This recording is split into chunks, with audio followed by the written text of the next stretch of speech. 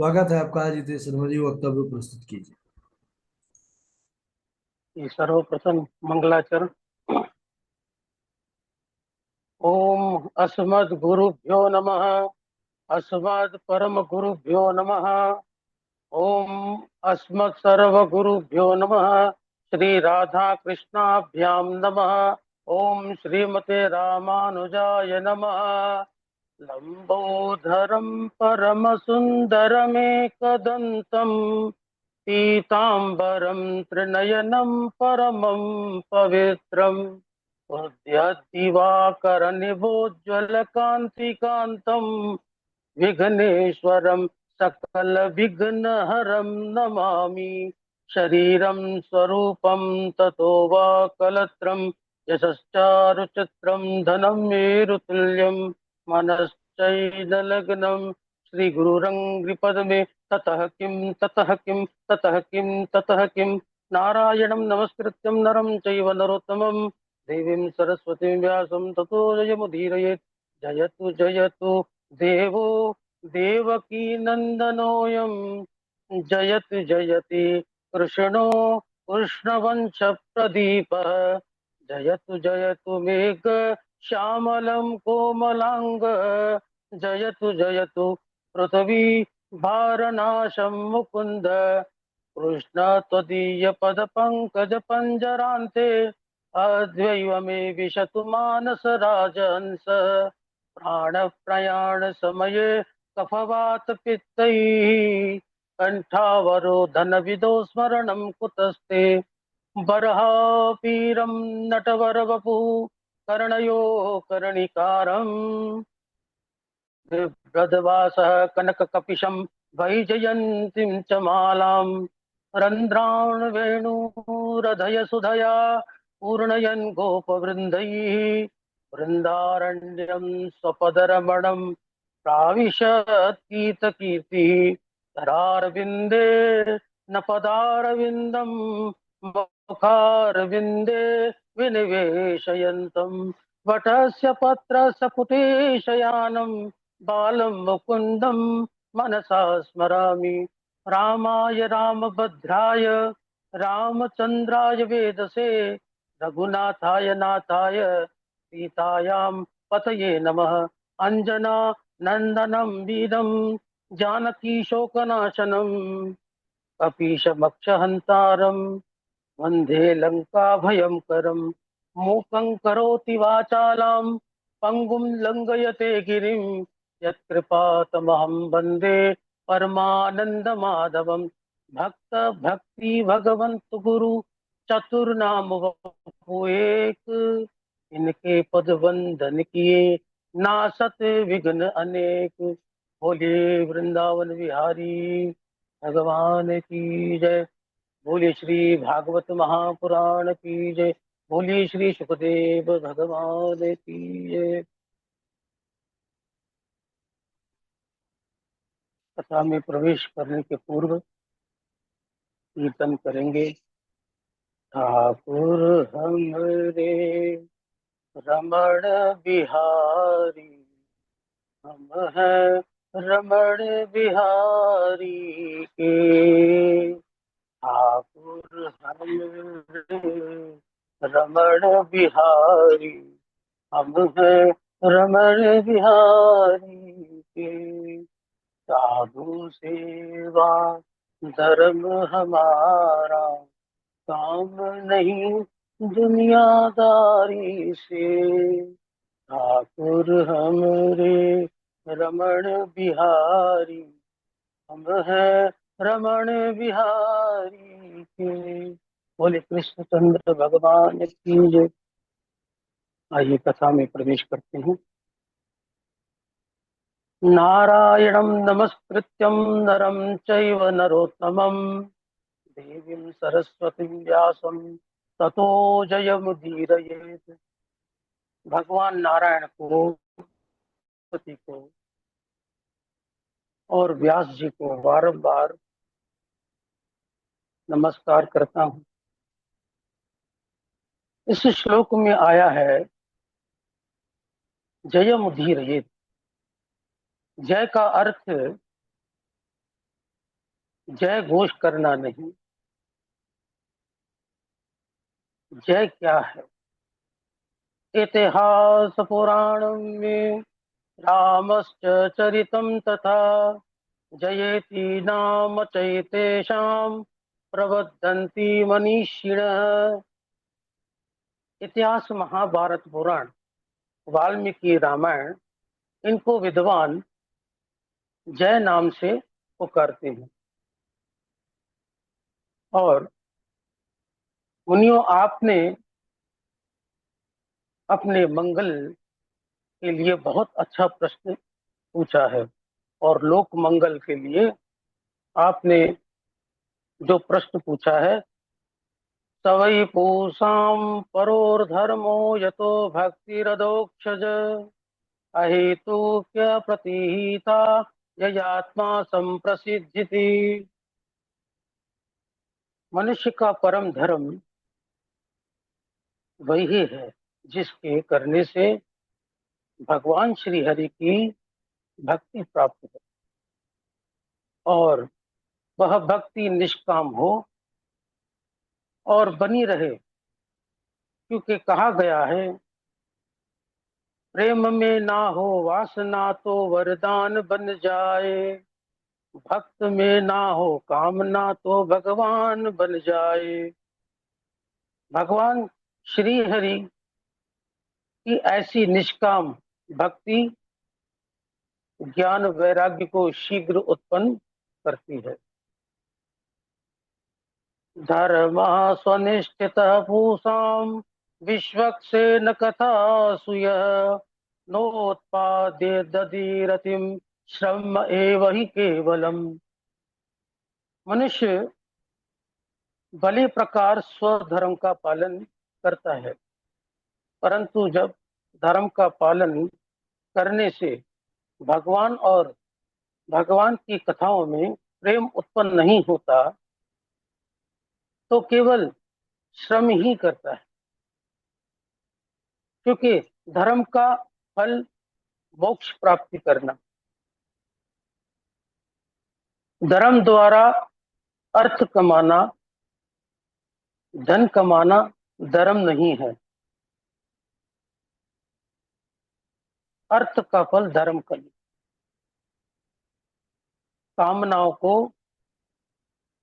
कामनाओं का उपयोग करना अर्थ का फल नहीं है।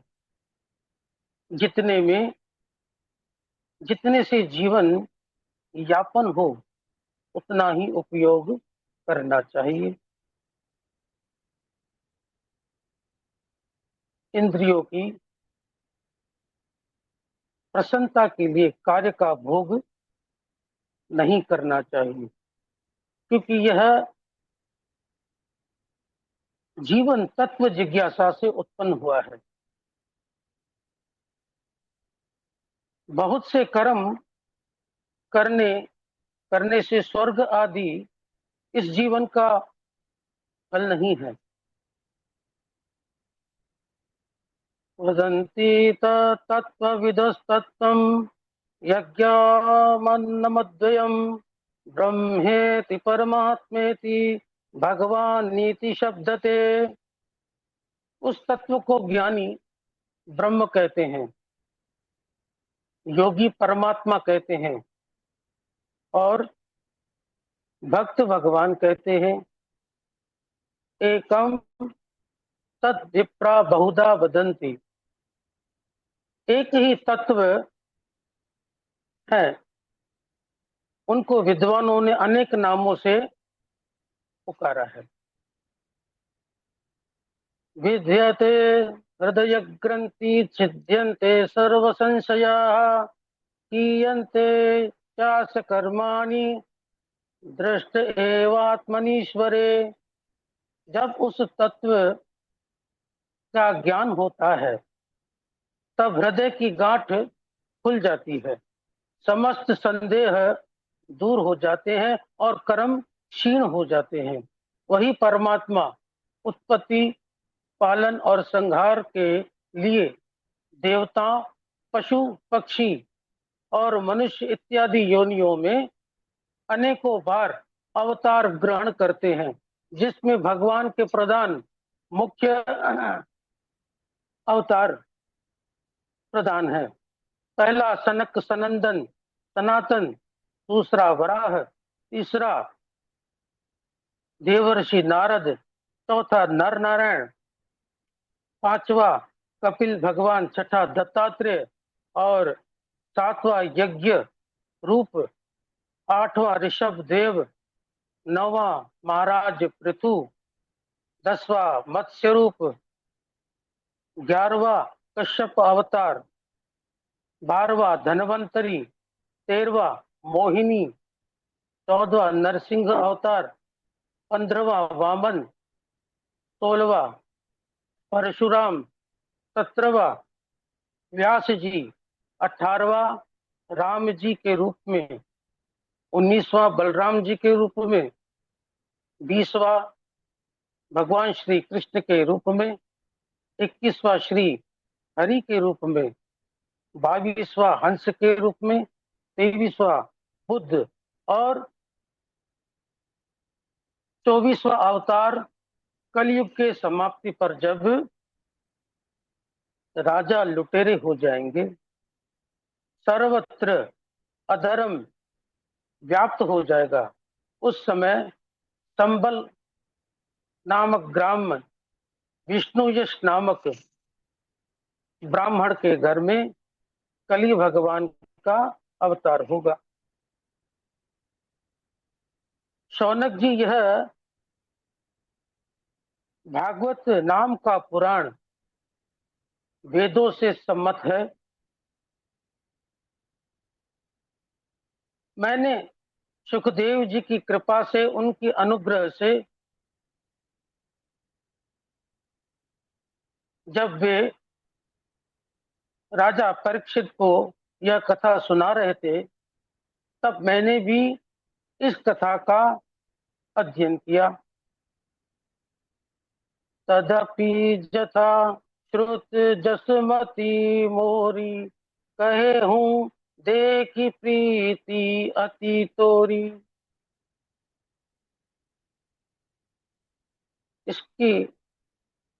इसी को जैसे मैंने सुना, जितना मेरी बुद्धि ने ग्रहण किया, उसी अनुरूप मैं आपको सुनाऊंगा। शौनक जी पूछते हैं, कस्मिन् युगे प्रवर्तेयं स्थाने वाक्येन हेतुना, कुतः संचोदितः कृष्ण कृतवान् संहितां मुनिः। इस श्रीमद् भागवत महापुराण का निर्माण वेदव्यास जी ने किस युग में किया और किस स्थान पर किया और किस कारण से किया? तब सूत जी कहते हैं, द्वापरे समानुपाप्ते तृतीये युग पर्यये जात पराशर उद्योगी वासव्याम कल्या हरे। शौनक जी, तीसरे युग द्वापर में महर्षि पराशर के द्वारा वसु कन्या सत्यवती के गर्भ से भगवान का कला अवतार श्री वेदव्यास जी भगवान का जन्म हुआ। व्यास जी भूत भविष्य के जानकार थे।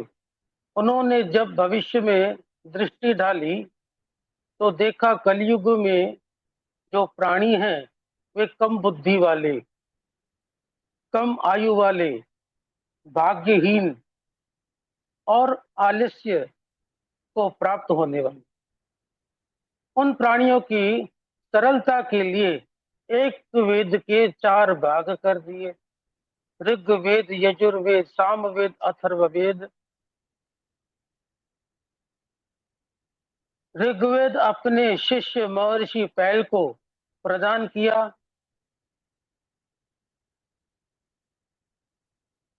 सामवेद जैमिनी को और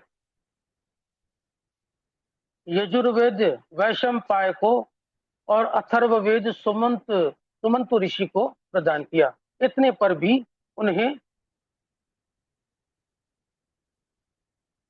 संतुष्टि नहीं हुई। स्त्री शूद्र द्विज बंधूना त्रयेन श्रुति गोचरा।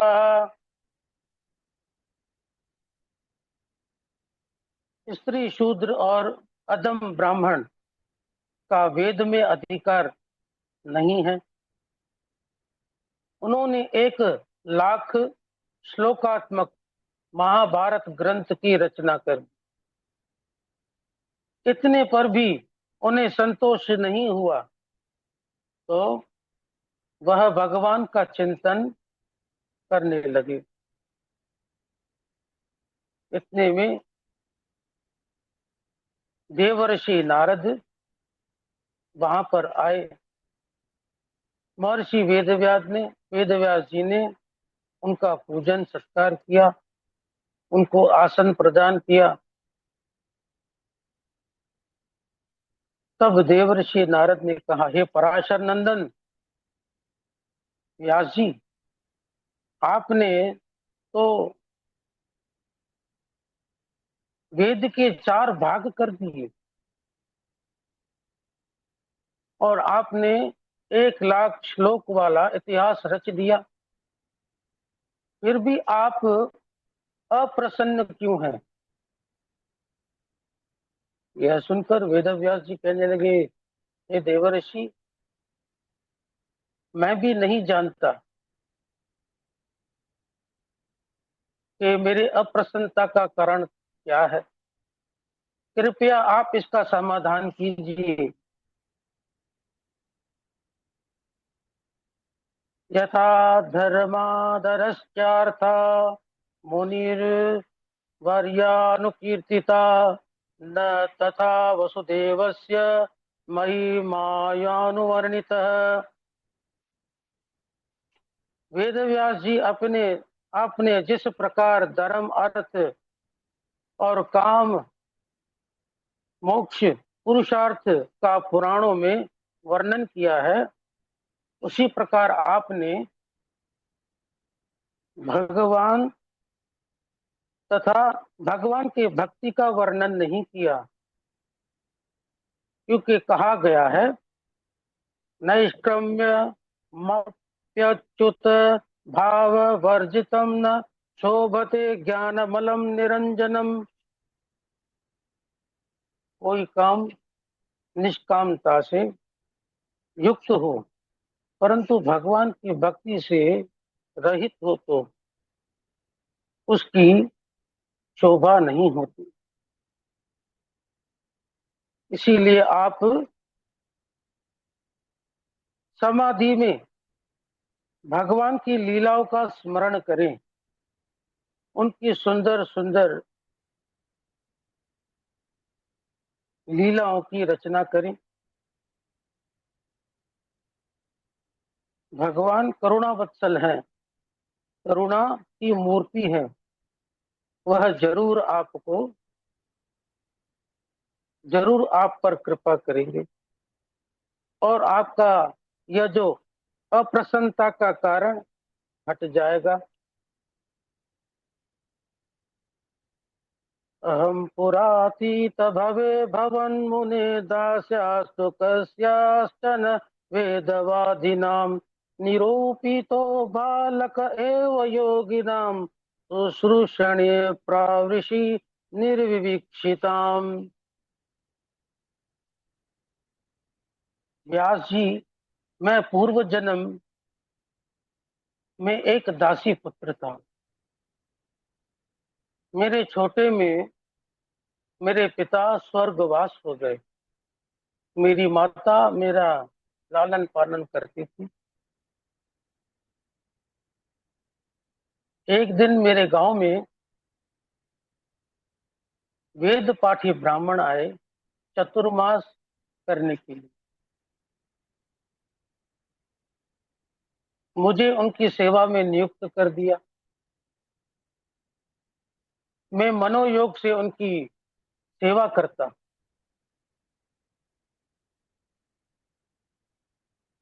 वे भोजन करते, उनके भोजन के पश्चात उनके पत्तल में कुछ जूठन बच जाए, वह प्रसाद के रूप में उनकी अनुमति लेकर मैं ग्रहण करता। वे ब्राह्मण नित्य भगवान श्री कृष्ण के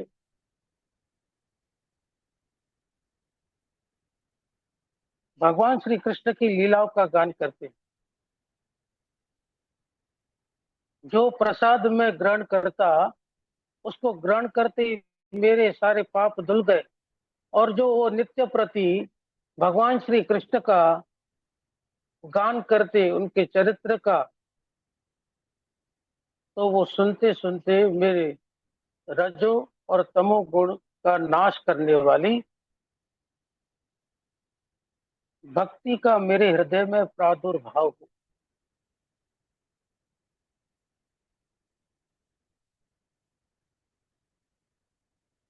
चतुर्मास व्यतीत कर जब वे ब्राह्मण जाने लगे, तब मैं उनके पीछे पीछे चल पड़ा।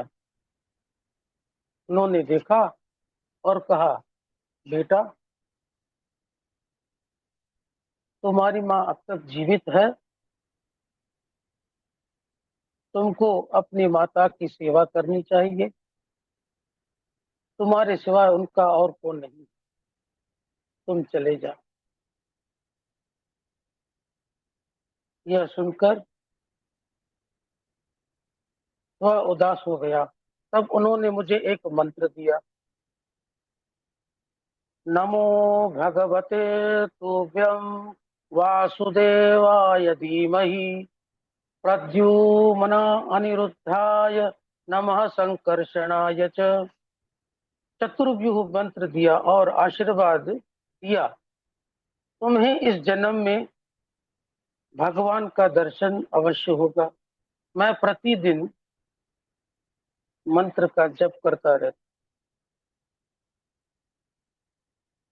एक दिन सायंकाल के समय मेरी माता गाय दुहाने निकली तो उसका पांव अनजान में एक सर्प पर पड़ा।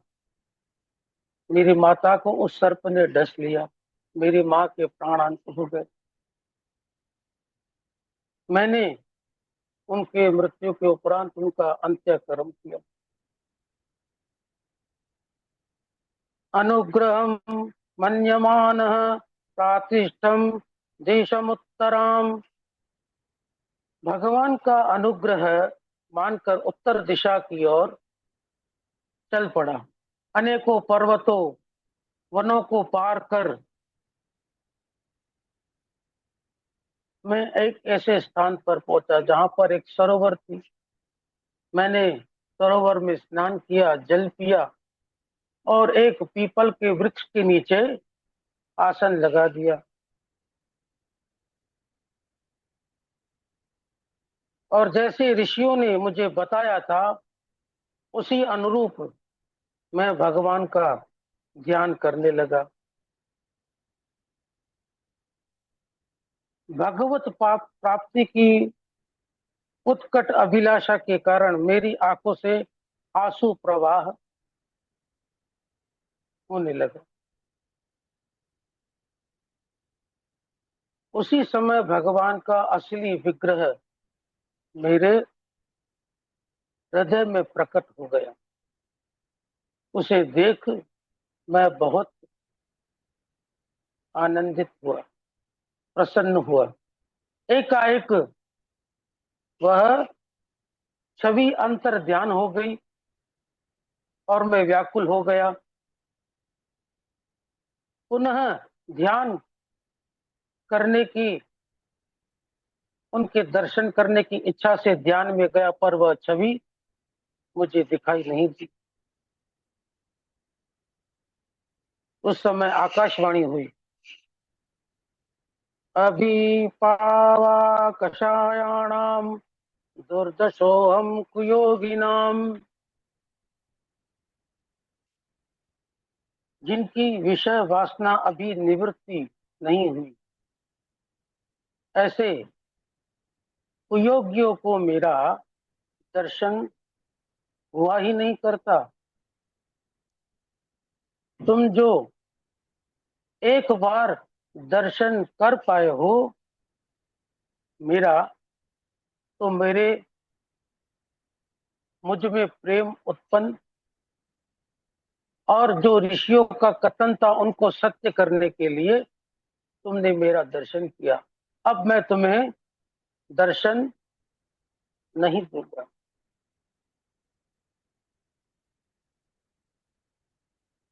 तुम्हारा अगला जन्म तुम मेरे नित्य पार्षद होगे। यह आकाशवाणी सुन मैं निष्प्रह हो गया और कार्य कर काल की प्रतीक्षा करता हुआ भ्रमण करने लगा। समय आने पर मेरा यह पंच भौतिक शरीर टूट गया और काल के अंत में जब भगवान नारायण की सोने की इच्छा हुई, उस समय मैं ब्रह्मा जी के साथ उनकी श्वासों के द्वारा उनके हृदय में प्रविष्ट हो गया और हजार चतुर्युगी के पश्चात पुनः सृष्टि हुई तो मैं ब्रह्मा जी के पुत्र के रूप में उत्पन्न हुआ।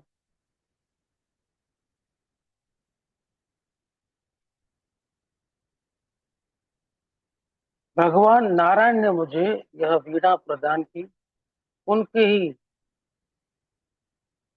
नाम को निरंतर मैं जपता रहता हूँ, संकीर्तन करता रहता हूँ। व्यास जी, देखा आपने भगवान की महिमा। कहा मैं दासी पुत्र था और अब देवर्षि नारद हो गया। इस प्रकार भगवान की महिमा का वर्णन देवर्षि नारद करके वहां से चले गए। यहाँ नदी के ब्रह्म नदी सरस्वती के पश्चिम तट में समय प्रयास की संहिता श्रीमद् भागवत महापुराण की रचना की और फिर अपने पुत्र सुखदेव जी को पढ़ाया। शौनक जी कहते हैं कि श्री सुखदेव जी तो निवृत्ति परायण थे। उत्पन्न होते ही घर छोड़कर वन को चले गए। फिर उन्होंने किससे इस श्रीमद् भागवत महापुराण का श्री सुखदेव जी कहते हैं, शौनक जी, महर्षि वेदव्यास जी ने इस सातवत संहिता की रचना की तो विचार करने लगे कि इसका उत्तम अधिकारी कौन है। उस समय उन्हें अपने पुत्र परमवित राग श्री सुखदेव जी का स्मरण आया। उन्होंने अपने शिष्यों को भागवत के कुछ श्लोक पढ़ाए। वे शिष्य वन में जाते और उन श्लोकों का नित्य गान करते। एक समय वे शिष्य उस वन में गए जहां पर सुखदेव जी ध्यान में बैठे हुए थे। उनमें से एक शिष्य ने उनके मुख से एक श्लोक निकला, बरहा पीरम नटवर वपुः कर्णयो कर्णिकारम बिभ्रदवासः कनककपिशं वैजयन्तीं च मालां रन्ध्रान् वेणुरधरसुधया पूर्णयन् गोपवृन्दैर्वृन्दारण्यं स्वपदरमणं प्राविशद्गीतकीर्तिः। भगवान श्री कृष्ण ने अपने सिर पर मयूर का पिच्छ धारण कर रखा है। श्रेष्ठ नेट के समान उनका सुंदर वेश है। कान में कनेर के पुष्प शरीर पर पीतांबर और रखी है और गले में एक वलमाला शोभायमान हो रही है। अपने चरण कमलों से वृंदावन को पवित्र करते हुए भगवान श्री कृष्ण ग्वाल बालों के साथ वन में प्रवेश करते हैं। ग्वाल बाल भगवान के कीर्तन का गान कर रहे हैं। श्री सुखदेव जी ने भगवान श्री कृष्ण के स्वरूप का इतने दिन तक वर्णन सुना तो उनका ध्यान टूट गया।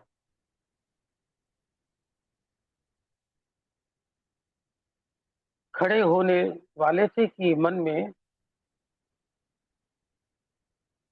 विचार आ गया कि जो स्वरूपवान होते हैं उनको अपने स्वरूप पर अभिमान होता है।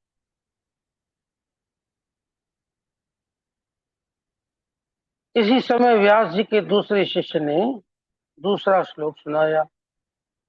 अहो भाकिम यस्तनकालकूटम जिज्ञासया पाययदाप्यसादिविं लेभे गतिं दातृचित्तां ततोऽन्यं कवा दयालुं शरणं व्रजेम। इस श्लोक में भगवान के स्वभाव का वर्णन किया गया। भक्त दैत्य की बहन पूतना श्री कृष्ण को मारने की इच्छा से अपने स्तनों में कालकूट जहर लगाकर, परंतु करुणा भगवान की करुणा कृपा तो देखो, उसे भी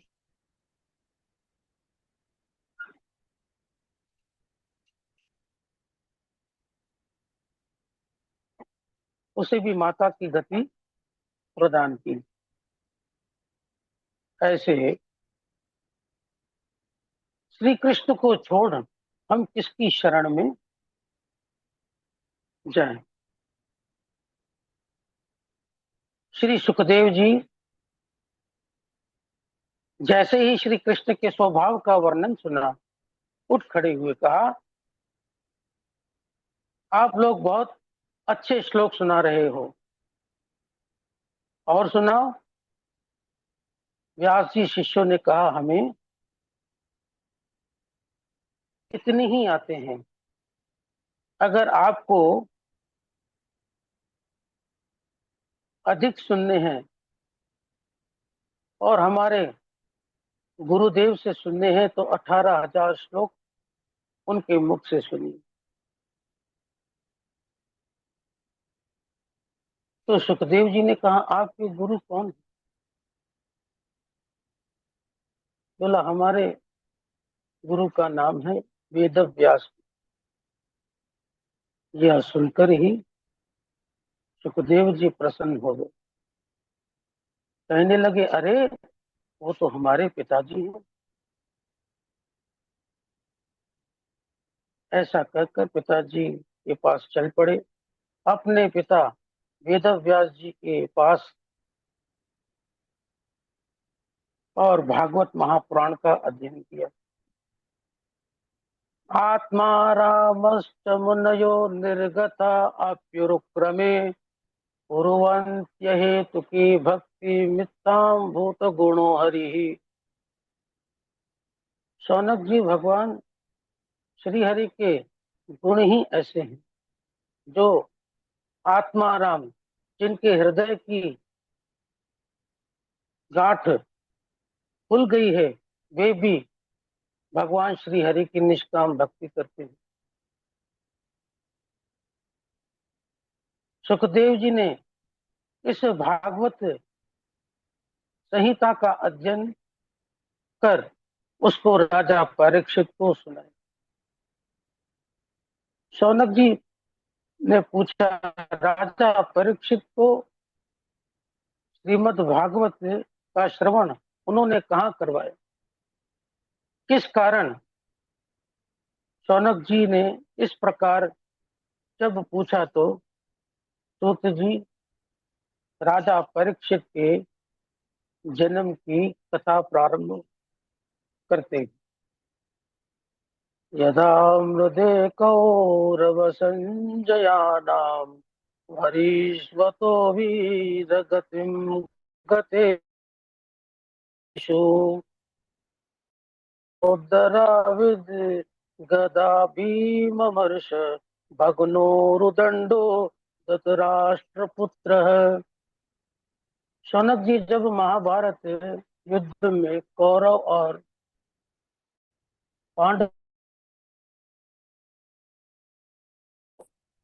प्राप्त हो गए, भीमसेन की गदा के प्रहार से दुर्योधन की जंगा भग्न हो गई। दुर्योधन कुरुक्षेत्र के समरांगण में अघमरा पड़ा पड़ा करहा रहा था। उसी समय अश्वत्थामा आए। कहा, मित्र, यदि तुम चाहो तो मैं तुम्हारे भाइयों की मृत्यु का बदला ले सकता हूं पांडवों से। यह सुनकर दुर्योधन ने अपने रक्त का तिलक लगाया। अश्वत्थामा को तिलक लगाने से उसकी बुद्धि गड़बड़ा गई। रात्रि के समय एक वृक्ष के नीचे बैठ गया, सोचने लगा पांडवों को किस प्रकार उनका वध करूं, कैसे मारूं।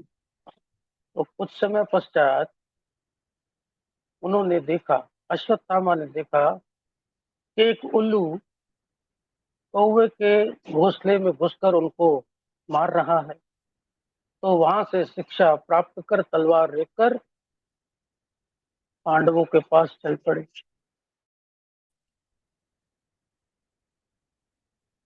पांडवों के शिविर में विजय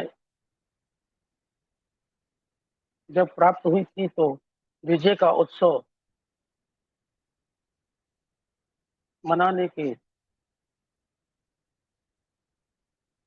तो उस समय भगवान कृष्ण ने कहा कि पांडवों, यह जो विजय रात्रि है इसमें शयन नहीं करना, इसमें सत्संग और भजन करना। पांडवों ने भगवान श्री कृष्ण की यह बात मानकर सत्संग के लिए अपने शिविर से बाहर निकले।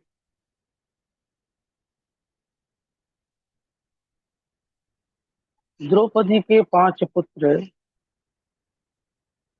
जिनके नाम प्रतिबिंब, श्रुतसेन, श्रुतकीर्ति, शतानिक और श्रुतकर्मा, ये बिल्कुल पांडवों की तरह ही दिखते।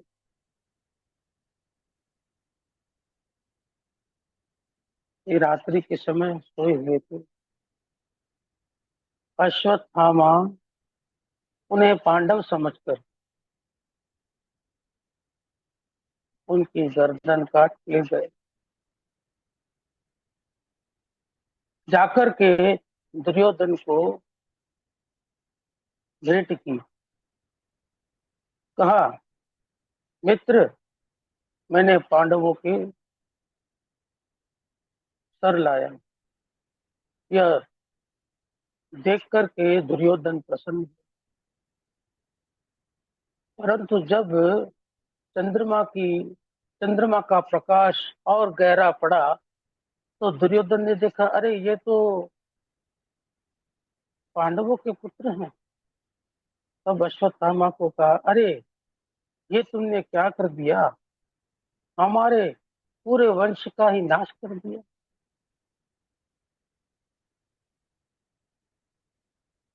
दुखी हो, क्योंकि दुर्योधन को वरदान था, जिस दिन तुम्हें हर्ष और शोक होगा, वही समय तुम्हारा प्राण अंत हो जाए। तो इस प्रकार दुर्योधन का उस समय प्राणांत हो गया।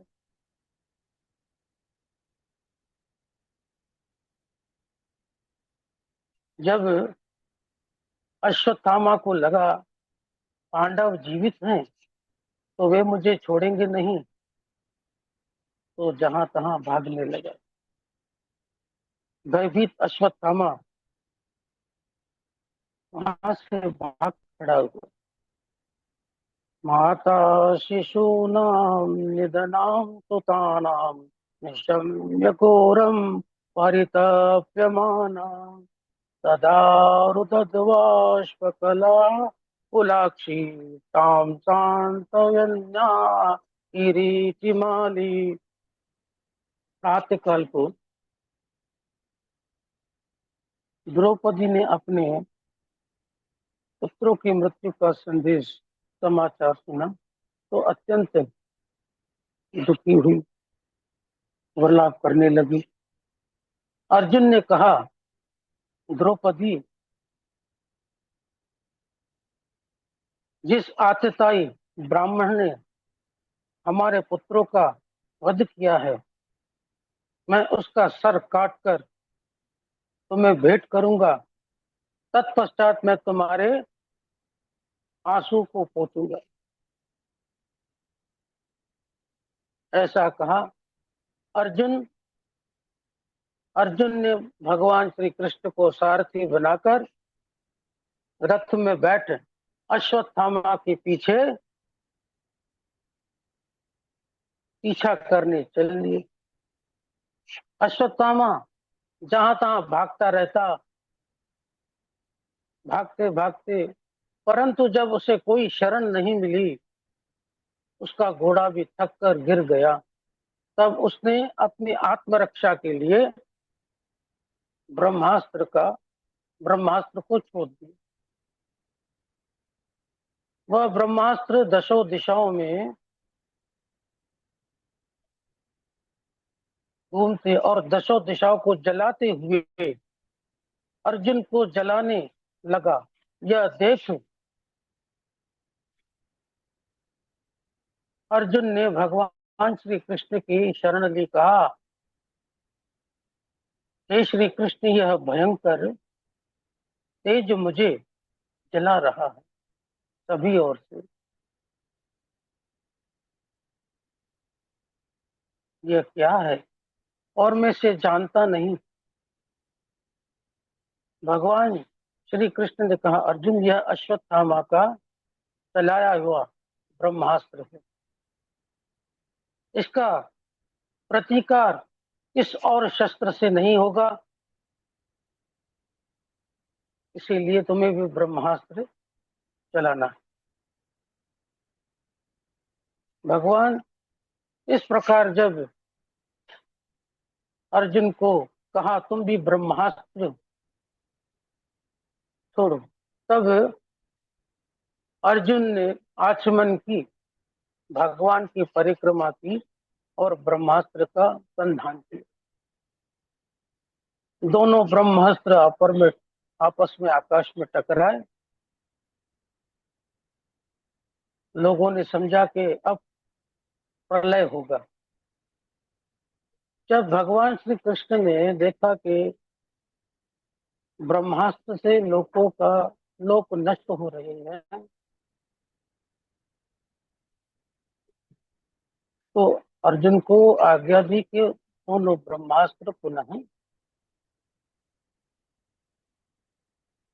तब अर्जुन ने भगवान श्री कृष्ण की यह बात सुनकर ब्रह्मास्त्र को लौटा लिए और रथ से उतरकर अश्वत्थामा को बंदी बनाया, रस्सियों से बांधकर उस गुरुपुत्र को वहां लाए और उस समय द्रौपदी ने पशु के समान बंधे हुए गुरुपुत्र अश्वत्थामा को देखा और कहा, मुच्यताम मुच्यताम मेष ब्राह्मणो नितराम गुरु, इन्हें छोड़ दो छोड़ दो। यह ब्राह्मण हमारे पूजनीय हैं।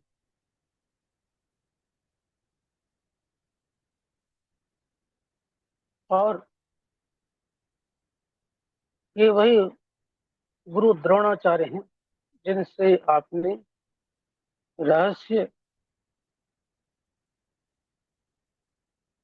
रहस्य सहित धनुर विद्या ग्रहण की।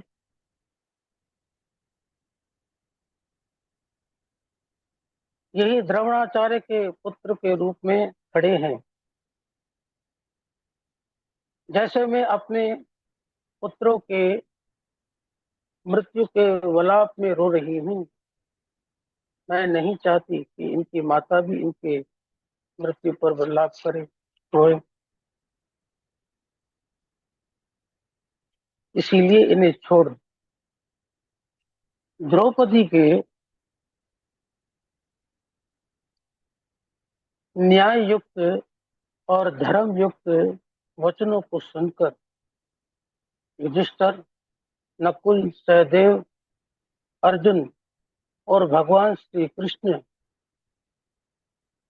भी उनका अनुमोदन किया। पर भीम को क्रोध आ गया। अपनी गदा उठाकर अश्वत्थामा को मारने दौड़े। तब भगवान श्री कृष्ण ने भीमसेन को रोका और अर्जुन से कहा, ब्रह्म बंधुर्न हन्तव्या आततायी वदार्हणः, मयो भयमामनातं परिमायानुशासनम्। अर्जुन, अधम ब्राह्मण को भी मारना नहीं चाहिए और आतताई को छोड़ना नहीं चाहिए। ये दोनों बातें मैंने शास्त्रों में कही है। तुम मेरी इन दोनों आज्ञाओं का पालन करो। तुमने द्रौपदी को वचन दिया था कि प्रतिज्ञा ली थी कि मैं अश्वत्थामा का सर काटकर तुम्हें भेंट करूंगा।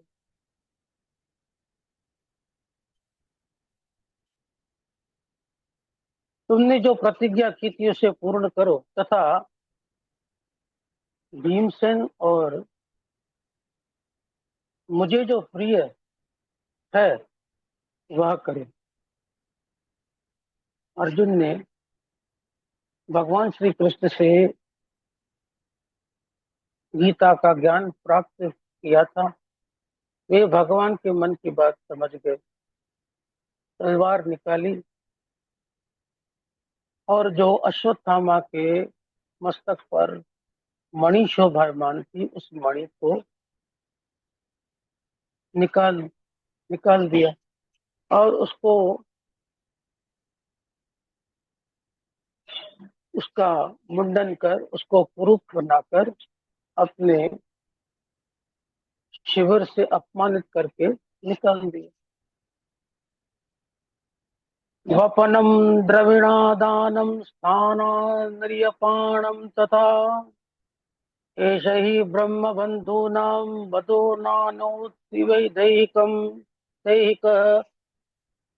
सिर मुंडा देना, धन छीन लेना, स्थान से निष्कासित करना, यही ब्राह्मणों का वध है। उनके लिए शारीरिक वध का कोई विधान नहीं है। यहाँ अपमानित अश्वत्थामा ने कुरुवंश के नाश के लिए उत्तरा के गर्भ में पल रहे शिशु पर ब्रह्मास्त्र का प्रयोग किया। उस समय दौड़ती दौड़ती उत्तरा श्री कृष्ण के शरण में आई और हाथ जोड़कर प्रार्थना करने लगी। पाहि पाहि महायोगिन देव देव जगतपते, नान्यं त्वद्भयं पश्ये यत्र मृत्युः परस्परम। हे देवादिदेव जगदीश्वर, रक्षा कीजिए, रक्षा कीजिए। इस संसार में आपके अतिरिक्त अभय प्रदान करने वाला मुझे कोई नहीं दिखाई देता। यह जलता हुआ बाण मेरी ओर आ रहा है। मुझे अपने प्राणों की चिंता नहीं, परंतु मेरे गर्भ में जो शिशु है उसकी चिंता है। आप उसकी रक्षा कीजिए।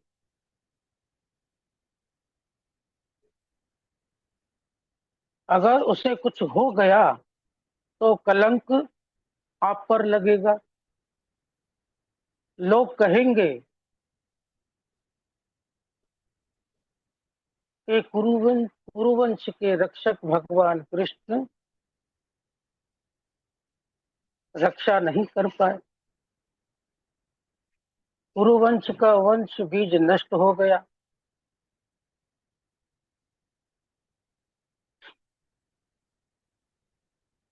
जब उत्तरा के इस प्रकार की प्रार्थना स्तुति सुन भगवान ने योग माया द्वारा सूक्ष्म रूप धारण कर उत्तरा के गर्भ में जाकर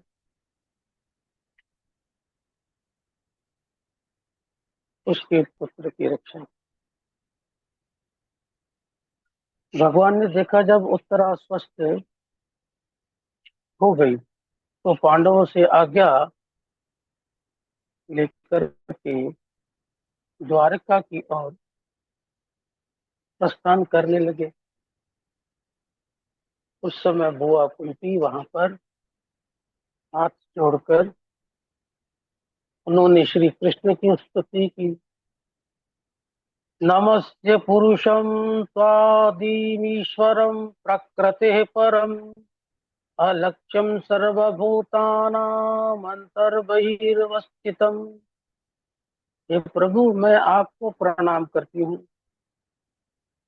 भगवान श्री कृष्ण कहते थे, बुआ उल्टी गंगा क्यों बहा रही?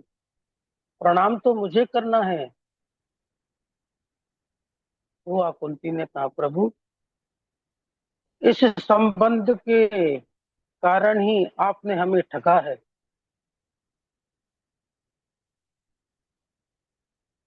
आज मैं जान गई कि आप प्रकृति से परे परात्पर ब्रह्म परमात्मा हैं। समस्त प्राणियों के अंदर और बाहर स्थित भगवान है। श्री कृष्ण ने कहा, बुआ यदि मैं भगवान हूं तो सर्वत्र स्थित हूं तो दिखाई क्यों नहीं देता? तब बुआ कुंती ने उत्तर दिया, माया जवनिका छिन्नमज्ञादोक्षजमव्ययम्। प्रभु आपने माया का पर्दा डाल रखा। सभी के मध्य में रहते हुए भी आप दिखाई नहीं देते। यथा ऋषिकेश खलेन देवकी कंसे नरोदाति चिरं सुचार्पिता विमोचिताहं च सहात्मजा विभु त्वयैव नाथेन मुहुर्विपदगणात्। प्रभु जिस प्रकार आप दुष्ट कंस से देवकी की रक्षा की, उसी प्रकार आपने मेरे पुत्रों के साथ मेरी अनेकों बार रक्षा की। आप माता देवकी से अधिक मुझे स्नेह करते। आपने कंस से अपने माता देवकी की रक्षा की, परंतु उनके पुत्रों की रक्षा नहीं कर पाए। आपने मेरे साथ मेरे पुत्रों की भी हर क्षण रक्षा की। जब भीम छोटा था तब कौरवों ने उसे विष देकर मारना चाहा, तो विष अमृत बन गया और भीम को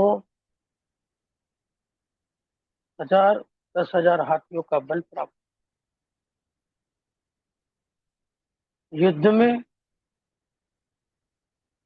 कौरवों की सेना में सबसे अधिक अतिरथी महारथी जो पितामह भीष्म थे,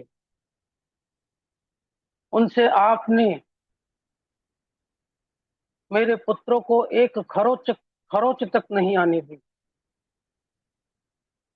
उनसे रक्षा की। द्रौपदी की बड़ी सभा में आपने रक्षा की, लाज बचाई। और क्या कहूं प्रभु, आपने किस प्रकार मेरी और मेरे पुत्रों की रक्षा की है। अभी अभी आपने अश्वत्थामा के ब्रह्मास्त्र से उत्तरा के गर्भ की रक्षा की। इसीलिए प्रभु, मैं तो आपसे यही वरदान मांगती हूँ। विपदः सन्तु नः शश्वतत्र तत्र जगद्गुरु, भवतो दर्शनम यच्चा धनुर्भव दर्शनम। मुझे जीवन में प्रत्येक पग में जो विपत्तियों की प्राप्ति है, क्योंकि विपत्ति होगी तो आपके दर्शन की प्राप्ति होगी। आपका दर्शन संसार सागर से मुक्त कराने वाला है। विपदो नैव विपदः संपदो नैव संपदः, विपद विस्मरणं विष्णुः संपन्न नारायणं स्मृति। विपत्ति विपत्ति नहीं, संपत्ति संपत्ति नहीं, भगवान का विस्मरण होना ही, भगवान को भूल जाना ही विपत्ति है। भगवान का स्मरण करना ही संसार की सबसे बड़ी संपत्ति है। परम पूज्य गोस्वामी जी कहते हैं, कह हनुमंत विपति प्रभु सोई, कहे हनुमंत विपति प्रभु सोई, जब तक सुमिरन भजन न होई, जब तक सुमिरन भजन न हुई।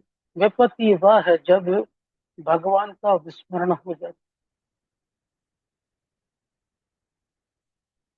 सुख के माथे सिल पड़े जो नाम हृदय से जाए, बलिहारी वह दुख की जो पल पल नाम जपाए।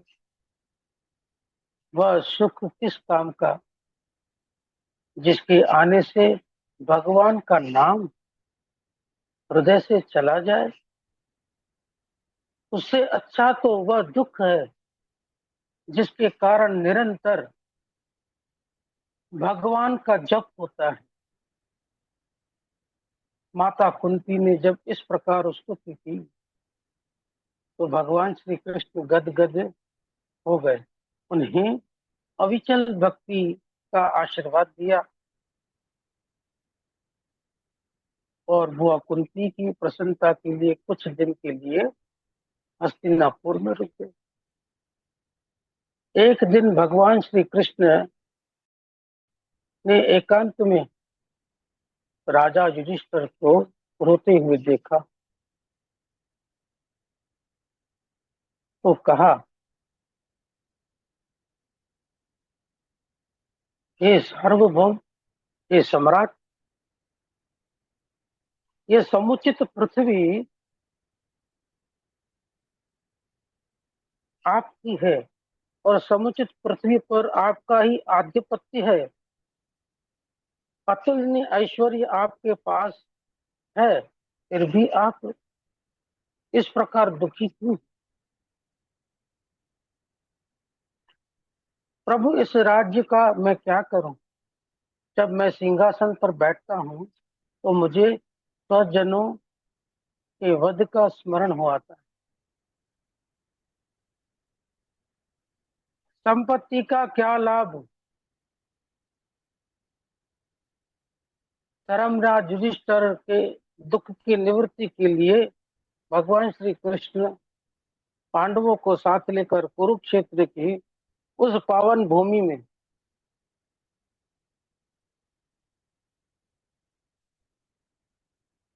जहां पर पितामह भीष्म सरसैया पर पड़े हुए थे, अनेकों ब्रह्म ऋषि, देव ऋषि, राज ऋषि उनसे मिलने वहां आते।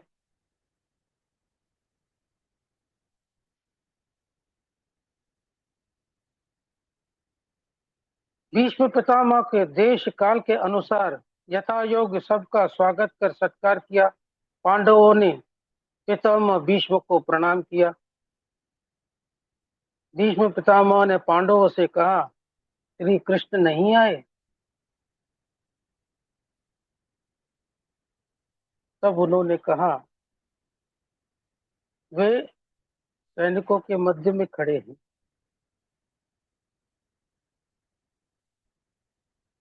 फिर पितामह भीष्म ने पूछा, पांडवों, तुम लोग जानते हो यह कौन है? सहदेव ने कहा, यह हमारे ममेरे भाई हैं। नकुल ने कहा, यह हमारे मित्र हैं। भीम ने कहा, यह हमारे हितैषी हैं।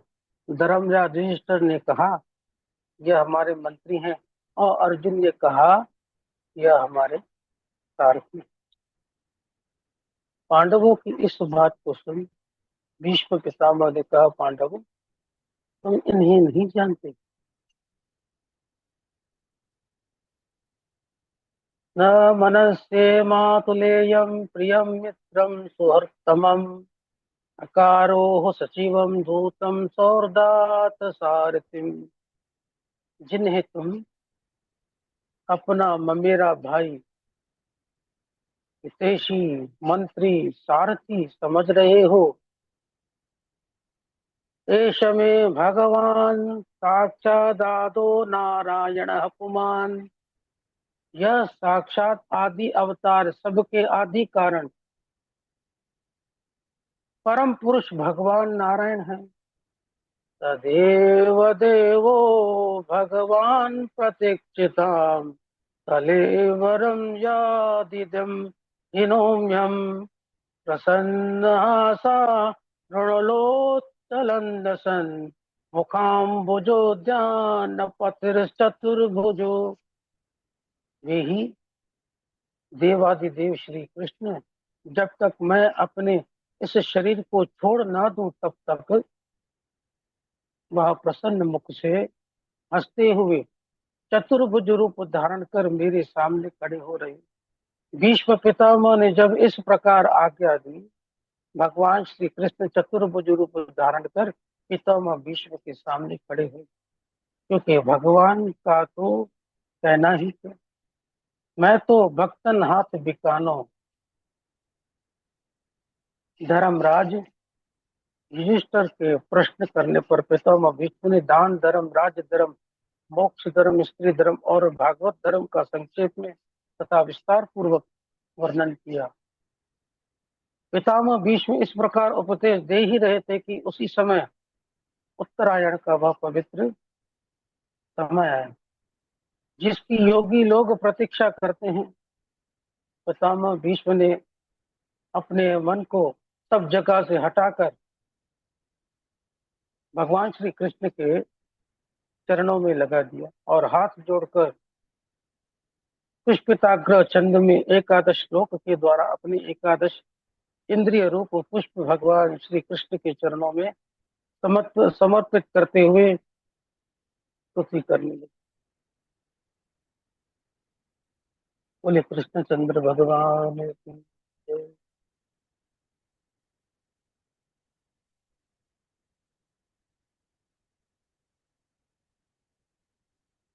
हाँ, बहुत सुंदर जितेश जी, बहुत बढ़िया, बहुत अच्छा। ठाकुर जी की कृपा बनी रहे।